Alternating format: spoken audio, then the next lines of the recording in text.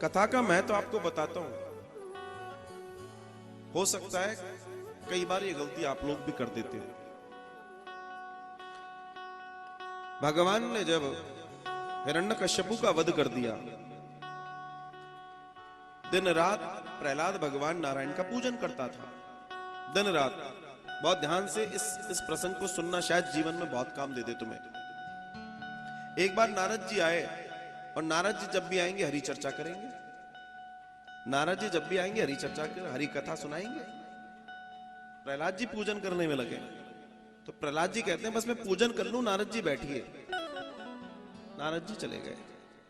नारद जी जैसे ही गए, प्रहलाद को जो नारायण की पूजा कर रहा था प्रहलाद, उसमें उनको काल दिखाई देने लगा।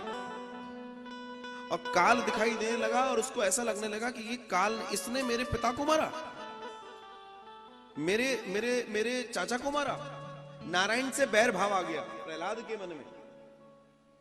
प्रहलाद के मन में नारायण के प्रति बैर भाव आ गया और बोला इन्होंने मेरे लिए ऐसा किया, मैं इनसे युद्ध करूंगा। और अपना हथियार उठा के पूरी सेना तैयार करके चढ़ाई कर दी उसने नारायण से लड़ने के लिए।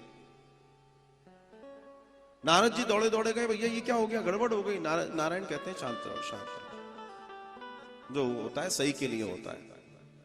नारायण ने कहा कि ये क्यों हुआ है नारद जी, आप जानते हैं?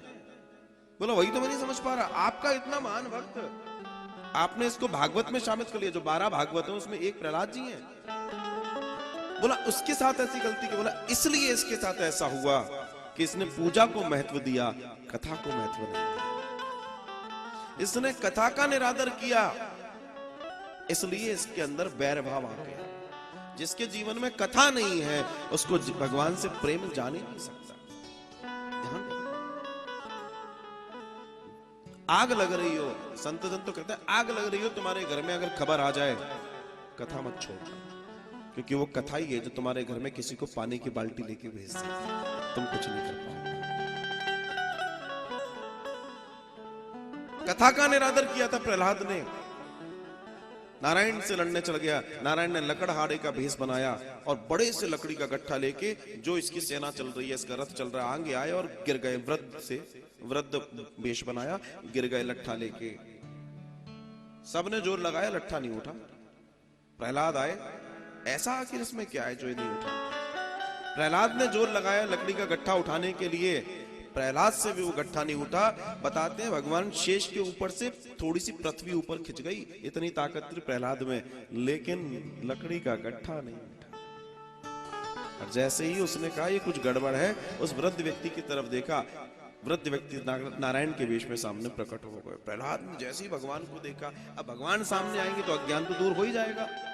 प्रहलाद चरणों में गिर गया, भगवान ये मैं क्या करने जा रहा था, मेरे साथ ये क्या हो गया, मैंने ये क्यों किया? बोला तुमने कथा का अनादर किया था।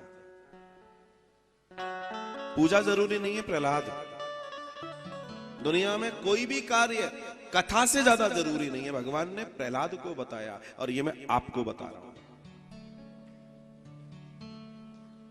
कई बार हो सकता है आपको लगता हो 7 बज गए, घर का दीपक जलाना है, 7:30 हो गए, आरती करनी है, क्षमा करना, कथा से ज्यादा जरूरी नहीं है। इस प्रसंग को याद रखना। वहां आपके ठाकुर जी कैसे बैठे मुझे नहीं मालूम, या वांगमय रूप में साक्षात ठाकुर जी बैठे, इनको छोड़कर कहीं जाओगे तो क्या मिलेगा तुम जानो, तुम जानो। ये जीवन में ध्यान रखिएगा, ये जीवन में ध्यान रखिएगा। धुंधकारी को वैकुंठ मिला, गोकर्ण जी ने पूछा अब हमारा क्या होगा? बोला कथा सुनते रहो, सुनाते रहो, सुनते रहो, सुनाते रहो, कभी तो एक मन होगे। और धीमे धीमे करके पूरा गांव वैकुंठ चला गया। कहने का तात्पर्य, अपने आप को सहज सरल बना के गोविंद की ओर छोड़ते रहिए, आनंद लेते रहिए।